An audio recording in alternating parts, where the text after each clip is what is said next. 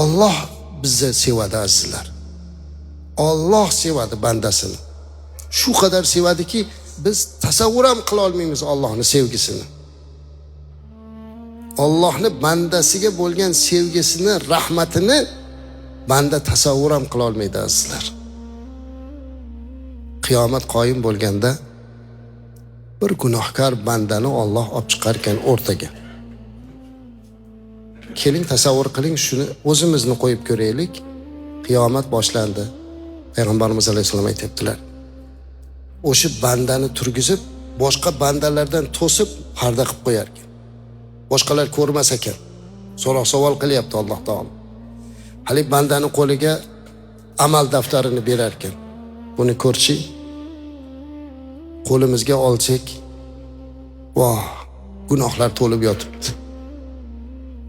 Haqiqatda ham azizlar, bu daftarimizga yozilyapti-da.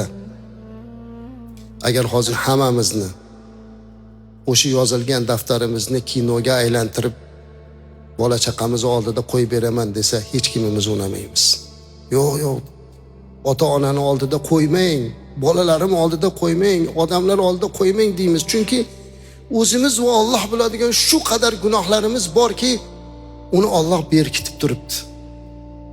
Hammamiz bilamiz, shu narsalar hech kim bilmagan ham daftarda bor azizlar. Alloh o'sha daftarni qo'limizga berdi. Tasavvur qiling qiyomat. O'qiyapmiz. Qancha gunohlar turibdi, Alloh biladi endi. Hadisda gunohlar turini aytmayapti. Falon ish deb ketyapti. Alloh so'rar ekan bandasidan, shu falon ishlar seni ishingmi shu? Ha. Qo'lingdagi daftar, kitob senikimi der ekan bandaga Alloh taolo. Ha, Allohim meniki. Senga zulm qilinmabdimi? Ya'ni adolatsizlik yo'qmi? Sen qilmagan narsa yozilmaganmi deb so'rayapti. Yo Robbim, qilganman shu ishlarni hammasini. Endi men sizlarga Allohning rahmatini aytay. Alloh muhabbatini aytay, ko'zingizga yosh keladi azizlarim. Men o'zim 100 marta shuni o'qisam 100 marta yig'layman. Alloh aytar ekan: "Ya abdi, ey bandam, shu qilgan gunohlaringni u dunyoda odamlarga bildirganmanmi?" der ekan. "Yo Robbim, bildirmagansan." U dunyoda bildirmaganimni bu dunyoda ham bildirmayman bandam der ekan. Subhanalloh. Mana bu muhabbat emasmi sizlar? Bunaqa rahmat. Biz hozir boshqalarning gunohini bildirish bilan oboramiz. Bir odam, bir birodarimiz gunoh qilib qo'ysa, qo'y endi shuni banda ekan, bilmasdan xato qilibdi demaymizda, internetga qo'yamiz. Hamma bilish kerak. Endi banda xato qilar ekanda.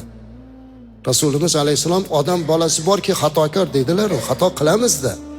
Lekin Allohning rahmatining cheksizligini qarang. Bandasini modomiki bu dunyoda sharmanda qilmabdi, u dunyoda ham sharmanda qilmaydi.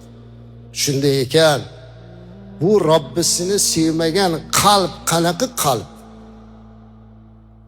Allohni sevsa, Allohning rasulini sevsa, jannatda Rasulimiz alayhisalom bilan birga bo'lishga yarasha inson bo'lar ekan. Alloh muhabbatimizni ziyoda qilsin azizlar.